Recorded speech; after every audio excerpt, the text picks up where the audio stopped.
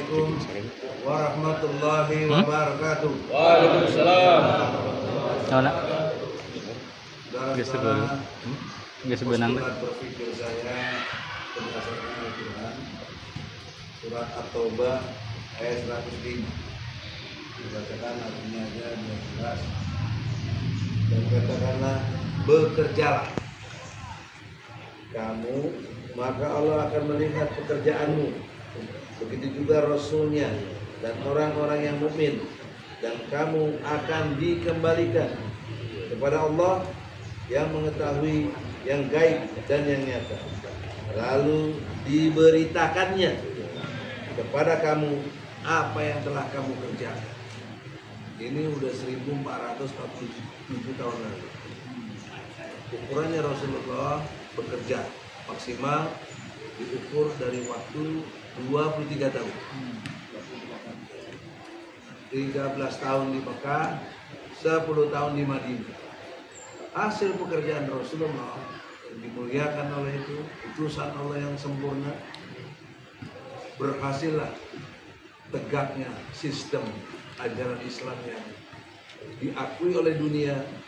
Kurang lebih hari ini yang mengakui Islam 2 miliar manusia dari total 8 miliar. Apa pekerjaan kita sekarang? Nah, kita fokus kepada reformasi total. Kalau istilah Pak Presiden Prabowo kaitan dengan transformasi. Reformasi transformasi. Bagaimana itu akan terjadi kalau tidak dibangun dengan satu teori? Maka tawaran gagasan saya, teori Osbodil ini bisa dipakai landasan. Kenapa? Karena Osbodil ini cara berpikir dan berjiwa intelektual. Jika orang siapapun dia, agamanya apapun, kalau cara berpikirnya objektif, sistematis, dan toleran, dipastikan orang itu berjiwa intelektual, jujur, benar, dan adil. Nah, tidak bermaksud promosi, tapi bukti konkret ada dalam satu buku. Jadi uraian ini berupa teori, juga sekaligus praktek yang ada.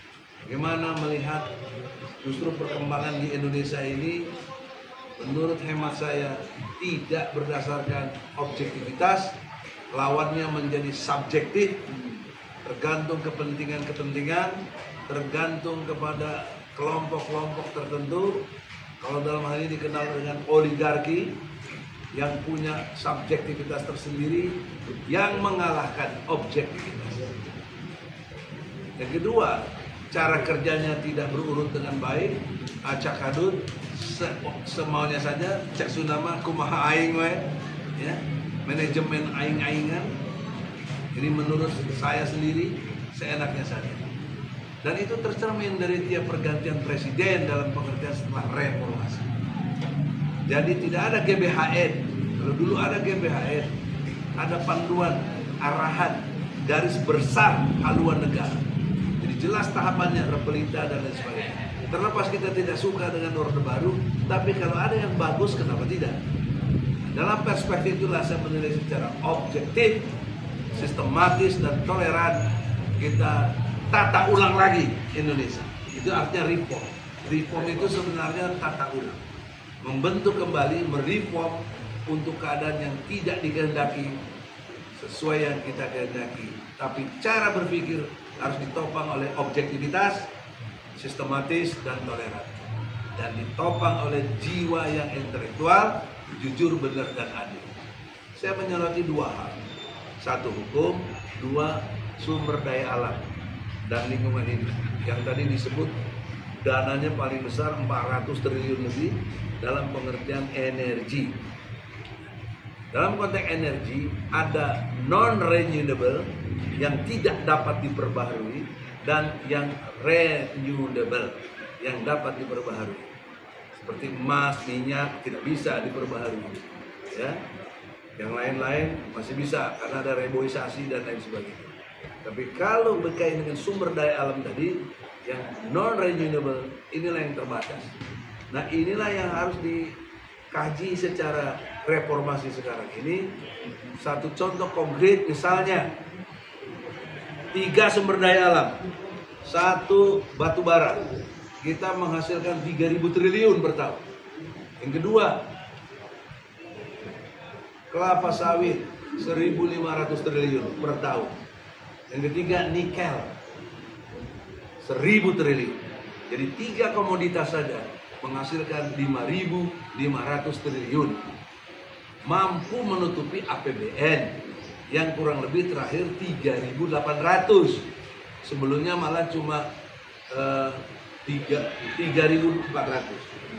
Nah, jadi dalam perspektif pengelolaan sumber daya alam pasti terjadi korupsi yang besar-besar. Pasti. Kenapa? Karena hasil pembangunan negeri kita tidak dari sumber daya alam, hanya 8%. Yang dari pembangunan yang dikeruk berdasarkan pajak. Sementara pajak, harusnya para kiai mengingatkan, di dalam ajaran Islam tidak dikenal pajak. Mana ada ajaran Islam tentang pajak? Yang ada infak.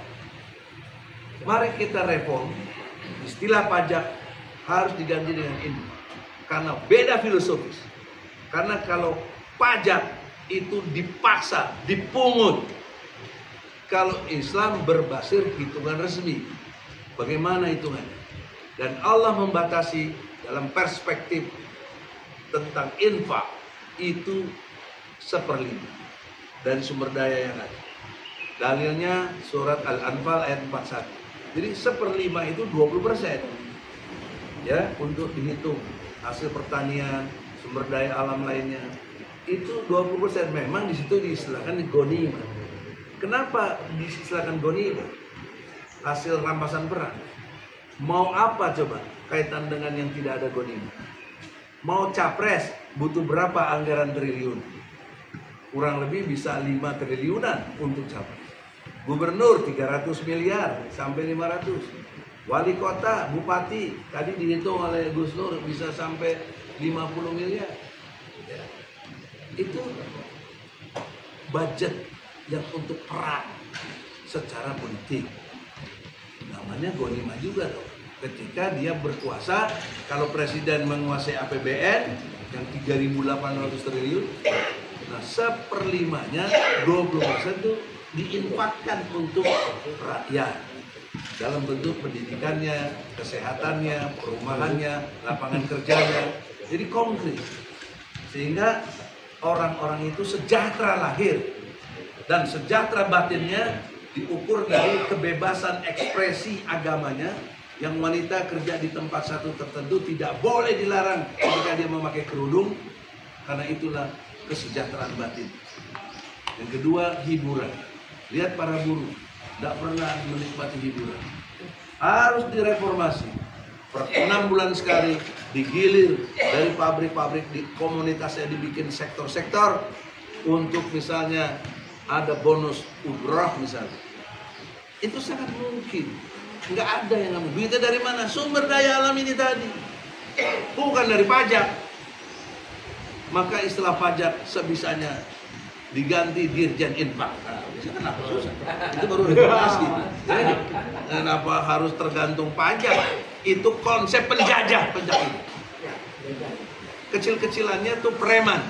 Di pasar main palak-palakin. Kenapa kita punya konsep sendiri namanya infak, sodako, ya, zakat kok nggak dipakai? Ini kufur secara nikmat. Karena sumber daya alam di Indonesia ini luar biasa. Sekedar bandingan panjang pantai di dunia ini, Indonesia ini nomor 2 di dunia setelah Kanada. Kurang lebih 5 juta kilometer. Tapi lihat para nelayan miskin, terpinggirkan, tidak bisa melaut karena tidak ada bensin dan lain sebagainya. Ada pagar laut. Dan ada bajak lautnya.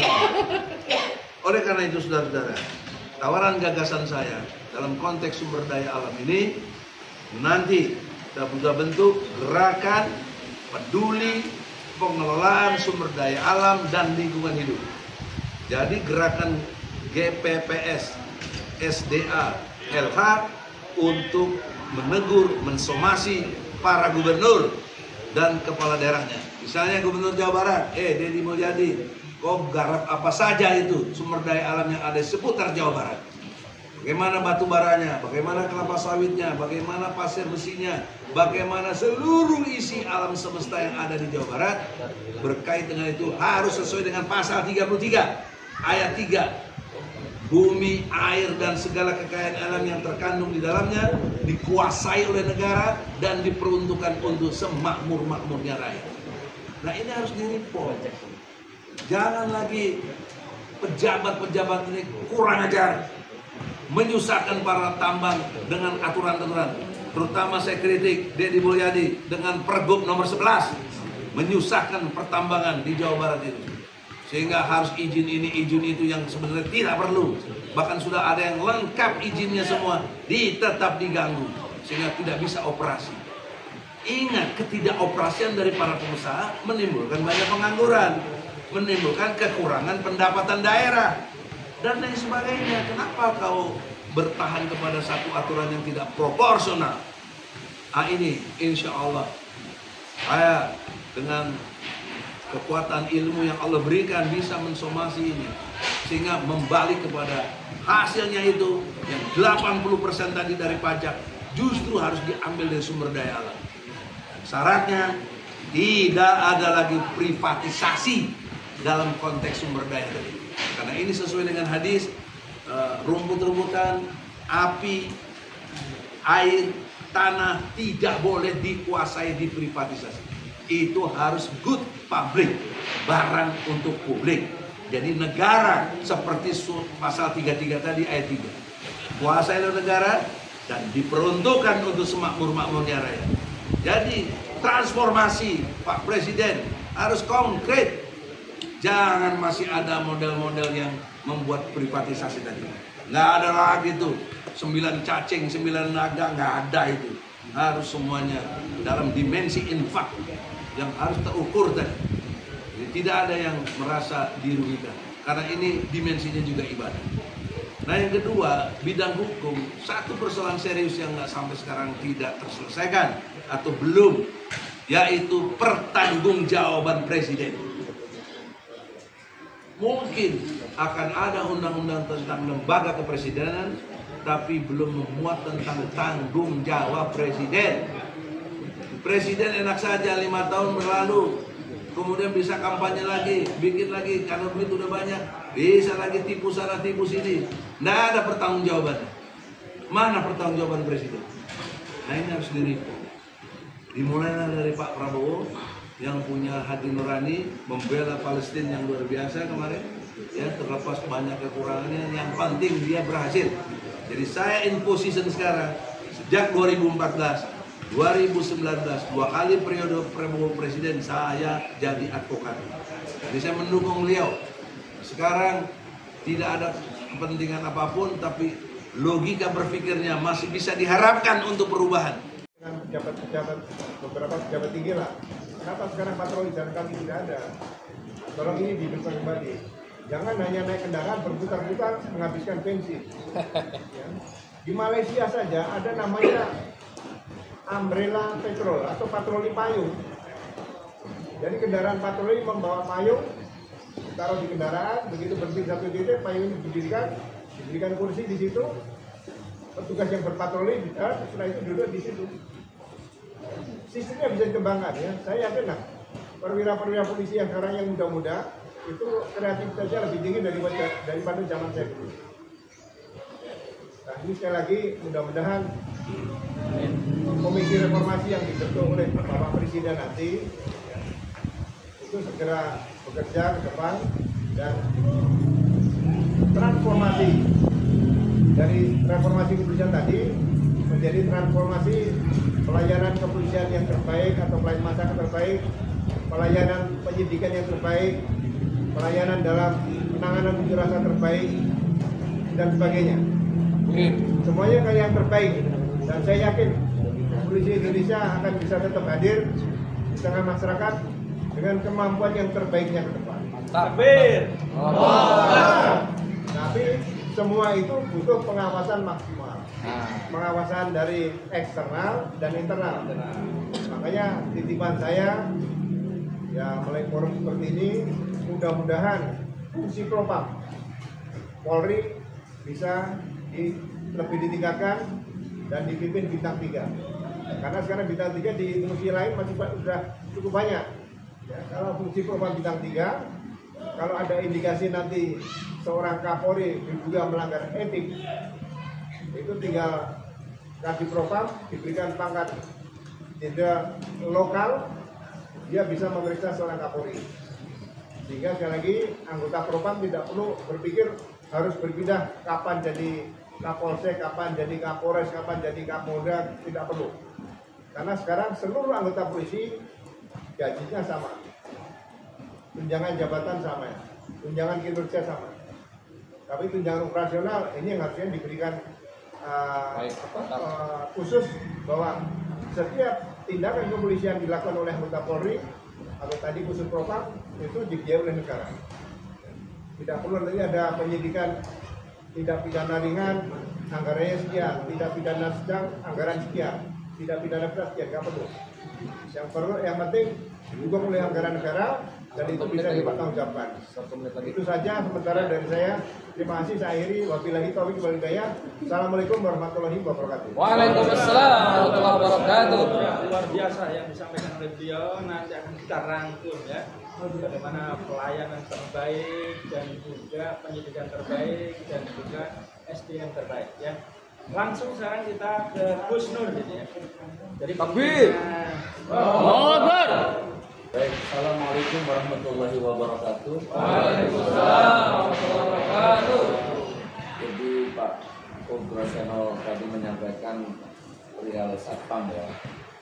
Di Singapura itu gaji satpam itu kisaran 29.900.000 di Singapura ya. Negeri yang kecil, negara yang kecil yang tidak punya sumber daya alam bisa gaji satpam 29.900.000, tergantung level-levelnya. Kalau gaji satpam di Indonesia ini, kalau di Jakarta ini kurang lebih 5.600.000. Di luar Jakarta itu sudah di bawahnya, ada 4, 3, 3, gitu. Khusus daerah Jakarta sekitar 5,6. Padahal Indonesia ini kaya ya sumber daya alam. Berarti ada yang salah di situ. Oke, tapi saya nggak usah bahas terlalu detail masalah itu. Saya akan bicara sesuai porsi saya saja. Intinya Allah berfirman di dalam Al-Quran surat Al-Isra ayat 16. Bismillahirrahmanirrahim. Wa idza aradna an nuhlika qaryatan amarna mutrafiha fa fasaqu fiha fahaqqa 'alaiha al-qawlu fadammarnaha tadmira. Kata Allah, ini khusus pejabat yang suka flexing, yang suka hidup hedonis ya, atau pamer-pamer kekayaan, pamer mobil mahal, tas mahal, jam mahal. Perhatikan ayat ini, kata Allah, sekiranya aku akan binasakan suatu negeri, akan aku hancurkan satu negeri, maka aku perintahkan orang yang hidup mewah di negeri itu untuk mentaati hukumku. Nah, jadi orang kaya di negeri ini disuruh mentaati perintah Allah. Dan ini kalau ditafsir luas nanti akhirnya, mengayomi yang miskin, ya kan, menegakkan hukum, dan seterusnya. Tapi ayat ini menarik, kata Allah, tapi sayang orang-orang di negeri itu yang hidup mewah di negeri itu tidak mentaati perintahku, maka aku hancurkan negeri itu sehancur-hancurnya. Nih, jadi negeri ini sedang menuju kehancuran karena ulah kalian yang kaya raya, makin kaya, sementara kamu pejamkan mata, banyak rakyat yang kelaparan. Haram hukumnya pemimpin makan enak, tidur enak, sementara masih ada rakyatnya yang kelaparan, yang tidur di trotoar, di bawah jembatan. Bagaimana tuh? Jadi saya sayang bangsa ini, saya cinta negeri ini. Ayolah, yang kalian sekarang dikasih amanah jabatan sama Allah, pergunakan sebaik-baiknya. Mumpung sama Allah belum di revolusi Prancis kan ya. Mumpung belum dinepalkan, mumpung belum dinepalkan. Jangan nunggu itu terjadi terus Anda lari ngaji, jangan. Takbir. Dan di ayat yang lain Al-A'raf 96 walau anna ahlal qura amanu wa taqaw la fatahna alaihim barakatin minas samai wal ardh walakin kadzabu fa akhadnahum bima kanu yaksibun. Ini ayat yang lain. Jadi sekiranya penduduk bumi ini bertakwa kepadaku, kata Allah, aku turunkan berkah dari langit, aku keluarkan berkah dari bumi. Tapi sayang penduduk bumi ini gak ada yang bertakwa, maka aku siksa mereka. Gitu kata Allah. Ayolah. Jadi yang menghancurkan negeri ini, yang mau bikin negeri ini bangkrut, kocar kacir ini bukan kami. Gitu. Coba lihat negara-negara lain, gak usah jauh-jauh, Malaysia saja. BBM-nya itu lebih murah dari Indonesia, untung terus. Negara-negara lain tuh BBM-nya murah, untung. Dan di Indonesia ini BBM-nya mahal, rugi. Gimana tuh? Aneh gitu. Yang kaya makin kaya, yang miskin makin miskin. Belas ada yang salah, saudara. Nanti dihancurkan sama Allah. Dan sudah dikasih contohnya. Jadi ini hendaklah menjadi pelajaran untuk yang belum dihancurkan sama Allah. Saya closing statement ya. Mumpung ini kesempatan yang sangat baik ini, Pak Prabowo. Ya, ini untuk Anda, Pak Prabowo. 2019 saya pernah garda terdepan membela Anda ini. Saya keliling Nusantara, saya biaya sendiri untuk 2019 ganti presiden. Saya pernah ke rumahnya Bapak, ya. Saya pernah ketemu beberapa panggung sama Bapak. Dan sampai sekarang saya belum jadi komisaris, Pak. Sampai sekarang saya masih bekerja keras. Sekedar tahu saja, saya keliling Nusantara membangun 1000 masjid target saya waktu itu. Tapi baru kecapai 120-an. Dan banyak rumah fakir-fakir miskin yang saya bangun. Walaupun saya bukan menteri sosial, walaupun saya bukan pejabat, dan ini saya sampaikan kepada Pak Prabowo bukan dalam rangka pamer, cari muka, bukan. Ini sekedar, oh iya ya, ada rakyat-rakyat seperti kami ini yang siap mencintai negeri ini dengan ikhlas, tanpa dibayar, tanpa untuk jabatan, tanpa menjilat gitu loh. Bahkan sampai detik ini Pak Prabowo, saya belum punya foto berdua dengan Anda. Walaupun kesempatan itu kalau saya mau gampang, kita pernah satu panggung, kita pernah satu hotel di Lorong Solo ya. Tapi sampai detik ini saya belum punya foto dengan Anda. Dan saya hindari untuk foto dengan Anda. Saya menjaga hati. Makanya saya heran ada orang foto nangis-nangis sama Pak Jokowi, itu saya heran. Datang-datang ke Solo itu ya. Saya nggak mau foto sama pejabat. Takut ngotori hati, takut ngotori perjuangan.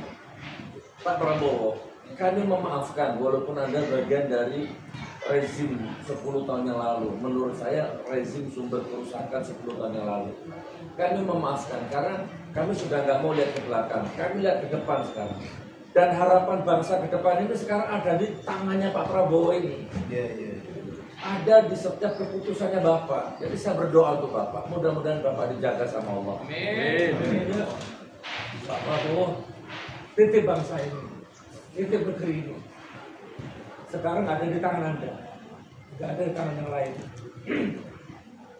Ya kurang lebih seperti itu. Mudah-mudahan Pak Prabowo segera bersihkan benalu-benalu, parasit-parasit, penjilat-penjilat yang ada di sekitar Bapak. Itu aja dari saya. Sebagai closing statement, 2 ayat tadi Pak Prabowo monggo dijadikan landasan dalam memimpin negeri ini. Pernah terjadi, bahkan ada sampai detik ini di mana rakyat sudah tidak membutuhkan bansos. Ya, saking kaya rayanya sebuah negara. Jadi mudah-mudahan akan tercipta negara baldatun thayyibatun wa rabbun ghafur di mana rakyatnya makmur semua. Ya. Karena bahkan nggak mau dikasih bansos karena saking makmurnya.